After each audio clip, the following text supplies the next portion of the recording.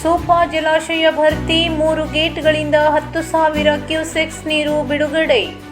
ಜೊಯ್ಡಾ ತಾಲೂಕಿನ ಸೂಪಾ ಜಲಾಶಯವು ಸತತ ಮಳೆಯಿಂದಾಗಿ ನೀರಿನ ಪ್ರಮಾಣ ಹೆಚ್ಚಾಗಿರುವುದರಿಂದ ಇಂದು ಮಧ್ಯಾಹ್ನ 12 ಗಂಟೆಗೆ 10,000 ಕ್ಯೂಸೆಕ್ಸ್ ನೀರನ್ನು 3 ಗೇಟ್ಗಳ ಮೂಲಕ ಹೊರಗೆ ಬಿಡಲಾಯಿತು.